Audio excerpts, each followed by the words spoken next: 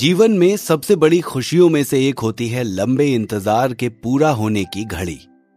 इस घड़ी के लिए कभी कभी तो पूरा जीवन इंतजार करना होता है, लेकिन जब इंतजार पूरा होने वाला होता है तो कई बार विश्वास ही नहीं होता। सोमसेन किले में संपत्ति मिलने का इंतजार कर रहा था, समीर अपने पिता की हत्या के बदले का, ज्वाला दत्त और अधीश का अपना इंतजार है, लेकिन सबसे लंबा इंतजार किया है भाग्यलक्ष्मी ने। अब देखना यह है कि किसका इंतजार सफल होता है और किसके हाथ सिर्फ बीते समय की राख आएगी। क्या भाग्यलक्ष्मी का इंतजार पूरा होगा? क्या समीर अपना बदला ले पाएगा? आचार्य कश्यप ने जब शताक्षी को बताया कि उसकी माई मिल गई है, जिन्होंने बचपन में उसकी रक्षा की थी और पाल पोस कर बड़ा किया था, कुछ देर के लिए तो उसे विश्वास ही नहीं हुआ। उसने सीधे ही पाणिक से पूछ लिया, क्या आपने उन्हें खुद देखा है? पाणिक ने जवाब दिया, जी, वे इस समय विश्वाजी के महल में ही हैं। फिर आचार्य कश्यप की ओर देखकर उसने कहा, आचार्य जी, अब आपको जल्दी से जल्दी हमारे साथ चलना होगा। यदि आप उस जादूगरनी के बारे में कुछ भी जानते हैं तो मृगांक की जान बच सकती है। आचार्य कश्यप ने कहा, मैं तो नहीं जानता, लेकिन ये दोनों अच्छी तरह जानती हैं। आचार्य कश्यप ने रानी भाग्यलक्ष्मी की ओर इशारा करके कहा। रानी और लारा दोनों चकित रह गईं कि आचार्य किसके बारे में बात कर रहे हैं। रानी ने पूछा, आप किसकी बात कर रहे हैं आचार्य? आचार्य ने कहा, चंद्रिका नाम की एक जादूगरनी आजकल प्रकाश नगर में है। उसके कारनामे बिल्कुल तुम्हारी चंदा से मिलते जुलते हैं, और नाम भी। रानी को एक पल के लिए अपने कानों पर विश्वास नहीं हुआ। क्या चंद्रिका? चंदा? आचार्य कश्यप, आप क्या कह रहे हैं? आचार्य कश्यप ने बलवीर से कहा, हम सभी को अभी के अभी प्रकाश नगर के लिए रवाना होना पड़ेगा। अधीश लौट कर आए तो आप उसे संदेश दे दीजिएगा। बलबीर बोले, ठीक है कश्यप, आप सब जाइए और मैं आपके जल्दी से जल्दी प्रकाश नगर पहुंचने की व्यवस्था कर देता हूं। कुछ तेज गति के रथ और घोड़े, आवश्यक जड़ी बूटियां और एक रसजीव को साथ लेकर आचार्य प्रकाश नगर के लिए निकल पड़े। भाग्यलक्ष्मी, लारा और शताक्षी भी उनके साथ ही थी। मृगांक के बारे में सुनकर आचार्य के लिए एक पल भी रुकना असंभव हो गया था, जबकि अब तक उन्हें देवयानी के बारे में कुछ भी बताया नहीं गया था। रथ पवन की गति से भाग रहे थे। शताक्षी की आंखों में आंसू थे। मेरी माई न जाने कैसी होंगी, इतने सालों तक उसने उनके साथ किस तरह बर्ताव किया होगा, वो यही सोच रही थी। उधर भाग्यलक्ष्मी सैकड़ों साल से जिस पल का इंतजार कर रही थी, वो बस आने ही वाला था, लेकिन न जाने क्यों उसका दिल बुरी तरह धड़क रहा था। उसे अब भी यकीन नहीं हो पा रहा था कि अंततः चंदा की खोज खबर मिल ही गई। कार्तिक ने पूरा जंगल छान मारा था, लेकिन उसको जब देवयानी के बारे में कुछ भी पता नहीं चला तो वो मेजनी को लेकर प्रकाश नगर वापस चला आया। कार्तिक को खाली हाथ वापस देखकर विश्वा का दिल डूबने लगा। भर्राए हुए कंठ से उन्होंने कहा, क्या देवयानी का? आगे उनसे कुछ बोला नहीं गया।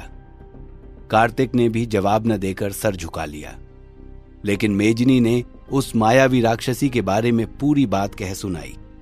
अधिपति कैलाश उसे मालती के पास ले गए और बोले, माई, ये मेजनी है। आज इसने जंगल में एक विभत्स स्वरूप वाली राक्षसी को देखा है। वो अपने आप को चंदा कह रही थी। क्या आप इस बारे में कुछ जानती हैं?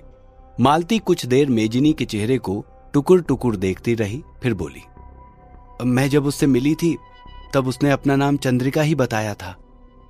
सभी उसे इसी नाम से जानते हैं, लेकिन मैं इतना जानती हूं कि वो एक बहुत बड़ी जादूगरनी है। इतने साल तक मेरे साथ रहते हुए मैंने उसे कभी रूप बदलते नहीं देखा। जंगल में तुमने किस राक्षसी को देखा, ये मुझे नहीं पता।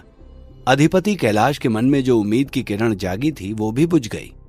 अब बस वे सब जल्दी से जल्दी पाणिक के लौटने का इंतजार कर रहे थे। शायद तरंगम से इस बारे में कोई सूचना मिल जाए। विश्वा ने जब ये सब सुना तो वे और अधिक निराश हो गए। बुझी हुई आवाज में अधिपति से बोले, तरंगम से पाणिक को आने में अभी बहुत समय लगने वाला है, लेकिन तब तक हम हाथ पर हाथ धरे तो नहीं बैठ सकते। और क्या जरूरी है कि वहां से कोई अच्छी खबर मिल ही जाए? अधिपति उन्हें समझाना चाहते थे, दिलासा देना चाहते थे, लेकिन उन्हें खुद ही समझ में नहीं आ रहा था कि विश्वाजी को किन शब्दों में दिलासा दी जाए। खुद उनके मन पर भी निराशा छाने लगी थी। तभी उन्होंने कुछ सोचकर कहा, हम एक बार वैद्य चंडी प्रसाद को बुलाकर मृगांक की जांच करा लेते हैं, शायद उनके पास कोई उपाय हो। विश्वा ने हामी भर दी। आपकी बात ठीक है, लेकिन चंडी प्रसाद जी को लाने में भी दिन भर का समय लगेगा, और खुद आपके पास भी इस जादू का कोई तोड़ नहीं है। तो अधिपति कैलाश ने एक ठंडी सांस छोड़ी और कहा, चंद्रनगर में रहकर मैं ये सब सीख भी नहीं सकता था, और यदि सीख जाता तो उस विद्या का प्रयोग नहीं कर सकता था। जगन्नाथ का क्या हाल हुआ वो तो आप जानते ही हैं। मैं तत्व मंत्रों और साधना के अलावा कुछ नहीं कर सकता, लेकिन चंडी प्रसाद को शायद इस बारे में कोई जानकारी हो। विश्वाजी बोले, ठीक है, फिर मैं खुद उन्हें लेने जा रहा हूं, तब तक आप मृगांक का ध्यान रखिएगा। चंडी प्रसाद को लेकर आने में विश्वा को कई घंटे लग गए। मृगांक की दशा में कोई सुधार नहीं हुआ था। वैद्य चंडी प्रसाद ने उसकी गहन जांच की और बोले, मैं इस समय कोई औषधि तो दे नहीं सकता हूं, लेकिन ये प्रकृति पूजकों के कबीले का जादू है। इसे सिर्फ वही तोड़ सकती है जिसने इसे किया है, या उस कबीले का कोई और व्यक्ति। लेकिन अब उस कबीले का कोई नामो निशान तक नहीं मिलता। इस चंद्रिका ने यह जादू कहां सीखा मुझे समझ में नहीं आ रहा। चंडी प्रसाद को सचमुच आश्चर्य हो रहा था कि प्रकृति पूजक कबीले को तो गायब हुए सैकड़ों साल हो चुके हैं, लेकिन ये किसने और कैसे किया। अधिपति को उनकी बात कुछ समझ में नहीं आई तो उन्होंने पूछा, मैं खुद इस कबीले के बारे में पहली बार सुन रहा हूं। क्या आपको उस कबीले के रहने का स्थान पता है? शायद वहां कोई मिल जाए। चंडी प्रसाद ने इनकार में सर हिलाया और बोले, इस कबीले के लोग वैसे भी एक जगह पर टिककर नहीं रहते थे, सारी दुनिया के जंगलों में घूमते रहते थे। लेकिन सैकड़ों साल पहले दो कबीलों के बीच में युद्ध हुआ और दूसरे कबीले ने इस प्रकृति पूजक कबीले सभी लोगों को समय के उस पार भेज दिया। तब से उनका कोई अता पता इस दुनिया में नहीं मिलता। ये सुनकर अधिपति कैलाश और विश्वा चौंक पड़े। समय के उस पार, ये कैसे संभव है? वैद्य चंडी प्रसाद ने कुछ मुस्कुराकर कहा, हम जिस समय में रह रहे हैं वहां सब कुछ संभव है। अधिपति को उनकी बात समझ में तो नहीं आई, लेकिन इसके बाद उन्होंने आगे कुछ पूछा भी नहीं। चंडी प्रसाद भी ये कहकर वापस चले गए कि अगर हो सके तो आप ही कोशिश करके उस कबीले के किसी सदस्य को खोजने की कोशिश कीजिए। यदि ये लड़की सच में उसी कबीले की सदस्य है तो संभव है कि और भी लोग इस समय आसपास ही हों। अधिपति और विश्वा ने एक दूसरे की ओर देखा। दोनों की ही आंखों में इस समय आशा और निराशा के दिए जल बुझ रहे थे। वैद्य चंडी प्रसाद जा चुके थे। अधिपति कैलाश ने इस बारे में सामंत रणधीर से बात करने का फैसला किया। उनका विचार था कि आखिरकार ये उनका इलाका है। यदि कोई इस तरह का व्यक्ति आसपास होगा तो उन्हें जरूर पता होना चाहिए, या कम से कम उन्हें जानकारी इकट्ठी करने में ज्यादा समय नहीं लगेगा। जब उन्होंने ये बात विश्वा जी को बताई तो वे बोले, आपको जो सही लगे वो कीजिए। अधिपति, मेरा दिमाग तो जैसे सुन्न होता जा रहा है। एक और मृगांक की हालत थी। देवयानी का कुछ अता पता नहीं था और अधीश नगर में ही नहीं था। ऐसी परिस्थिति में किसी का भी दिमाग सुन्न हो जाना स्वाभाविक था। लेकिन विश्वनाथ पुरोहित तो एक महान योद्धा थे। कठिन से कठिन परिस्थिति में भी उन्होंने धैर्य नहीं खोया था। लेकिन कहते हैं ना, परिवार ही व्यक्ति की सबसे बड़ी कमजोरी होता है। अब वास्तव में हाथ पर हाथ धरकर बैठने और तरंगम से किसी सूचना के आने का इंतजार करने के अलावा वे कुछ नहीं कर सकते थे। लेकिन अधिपति की कोशिशें अब भी जारी थीं। वहां से निकलकर वे सीधे सामंत रणधीर से मिलने चले गए। उधर अधीश रात में ठीक से सो नहीं पाया और नींद न आने के कारण उसने सोमसेन और ज्वाला दत्त के बदले खुद ही पहरा देने का फैसला किया। सारी रात इसी विचार में कट गई कि किस पर भरोसा किया जाए, किस पर नहीं। यहां सभी अपने अपने अलग उद्देश्य के लिए आए थे। सबके अपने अपने स्वार्थ थे। फिर अधीश तो केवल ज्वाला दत्त के कारण ही यहां आया था। उन्हीं ने अधीश को इस अभियान पर चलने के लिए राजी किया था और अब उन्हीं पर से अधीश का भरोसा हटता जा रहा था। अधीश ने अपने विचारों को झटका। नहीं, मुझे ऐसा नहीं सोचना चाहिए। ज्वाला दत्त मुझे धोखा नहीं दे सकते।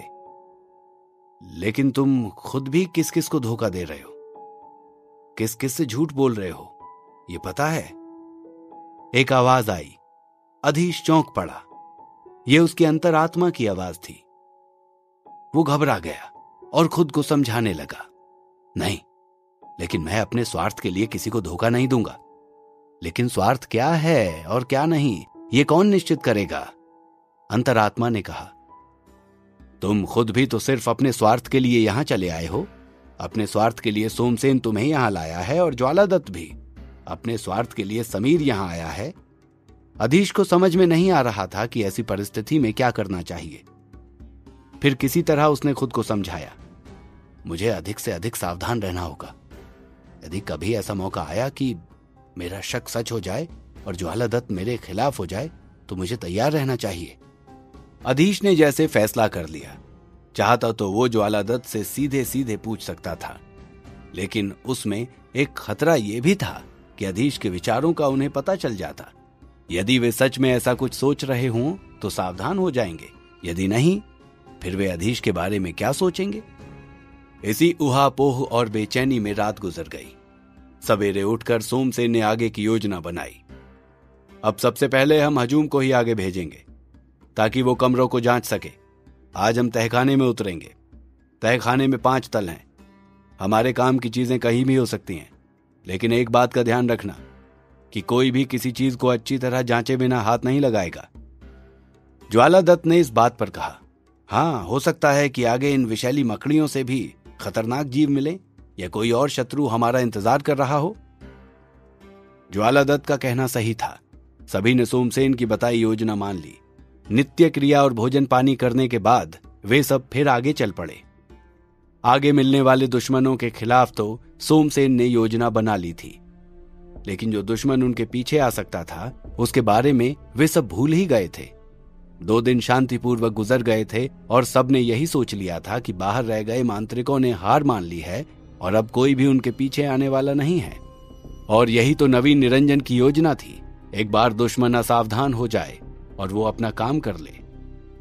वैसे भी उसे सोमसेन को मारकर या दुश्मनी मोल लेने का कोई शौक नहीं था।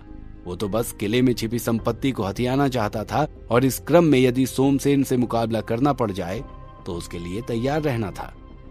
और नवीन की राह में जो सबसे बड़ी बाधा बन सकता था वो था अधीश, और उसका तोड़ नवीन निरंजन को ईला के रूप में मिल चुका था। अपने रसजीवों को गुप्त रूप से भीतर भेजकर नवीन निरंजन ने यह जानकारी हासिल कर ली थी कि सोमसेन और उसके साथियों ने किले का दरवाजा खोल लिया है और अब वे भीतर प्रवेश कर चुके हैं। पूरी तरह तैयार और आत्मविश्वास से लैस होकर नवीन निरंजन और उसके दल ने किले में एक बार फिर प्रवेश किया। अपने शत्रु के बारे में तो वो पूरी तरह सावधान हो चुका था, लेकिन अपने ही दल के एक सदस्य के मन में उसके प्रति द्वेष और विरोध उत्पन्न हो चुका था। इस बात पर उसका ध्यान तक नहीं गया।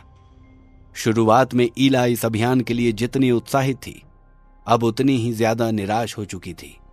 अब इस अभियान पर आगे जाने की उसकी कोई इच्छा नहीं बची थी, लेकिन दल के मुखिया की इच्छा के विरुद्ध वो जा भी नहीं सकती थी।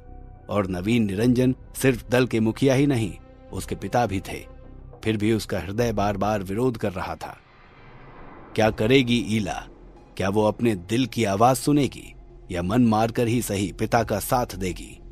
अधीश के मन में उठ रहे तूफान का क्या नतीजा होगा, जानने के लिए सुनते रहिए द मजिशियंस सीक्रेट, सिर्फ और सिर्फ पॉकेट एफएम पर।